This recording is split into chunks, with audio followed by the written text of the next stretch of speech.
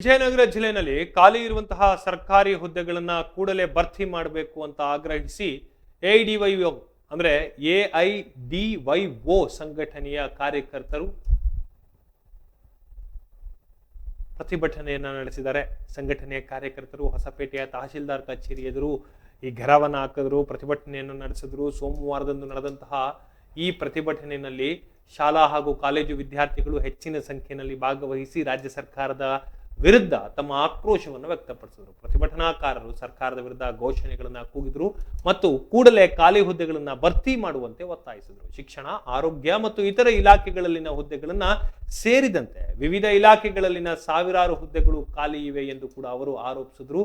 ಈ ಹುದ್ದೆಗಳನ್ನ ಭರ್ತಿ ಮಾಡಿದ ಕಾರಣ ಅಥವಾ ಭರ್ತಿ ಮಾಡದೇ ಇರುವಂತಹ ಕಾರಣ ಸಾರ್ವಜನಿಕರಿಗೆ ತೊಂದರೆ ಆಗ್ತಾ ಇದೆ ಅಂತ ಕೂಡ ಪ್ರತಿಭಟನಾಕಾರರು ದೂರಿದರು. ಸರ್ಕಾರವು ವಿದ್ಯಾರ್ಥಿಗಳಿಗೆ ಉದ್ಯೋಗ ಅವಕಾಶಗಳನ್ನ ಸೃಷ್ಟಿಸುವಲ್ಲಿ ವಿಫಲವಾಗ್ತಾ ಇದೆ ಅಂತ ಕೂಡ ಎಐಡಿವೈಒ ಸಂಘಟನೆಯ ಮುಖಂಡರೊಬ್ಬರು ಮಾತನಾಡಿದ್ರು. ಖಾಲಿ ಹುದ್ದೆಗಳನ್ನ ಭರ್ತಿ ಮಾಡುವುದರ ಮೂಲಕ ಸರ್ಕಾರವು ಯುವಕರಿಗೆ ಉದ್ಯೋಗ ನೀಡಬೇಕು ಎಂದು ಅವರು ಒತ್ತಾಯಿಸಿದರು. ಪ್ರತಿಭಟನೆಯಲ್ಲಿ ಭಾಗವಹಿಸಿದ್ದಂತಹ ವಿದ್ಯಾರ್ಥಿಗಳು ಸರ್ಕಾರಿ ಹುದ್ದೆಗಳ ನೇಮಕಾತಿಯಲ್ಲಿ ವಿಳಂಬವಾಗ್ತಾ ಇರುವುದನ್ನು ಖಂಡಿಸಿದ್ರು.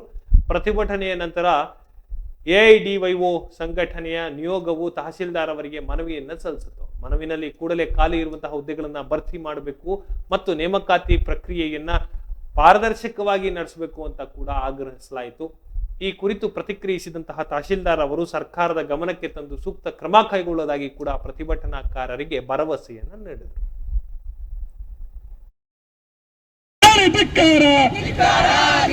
ಯುವಜನರ ಹೋರಾಟ ಒಗ್ಗಟ್ಟು ಚಿರಾಯವಾಗಲಿ.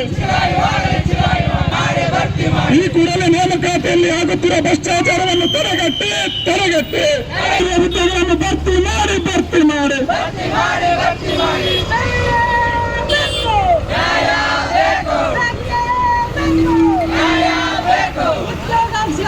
ಹೋರಾಟ ಚಿರಾಯವಾಗಲಿ.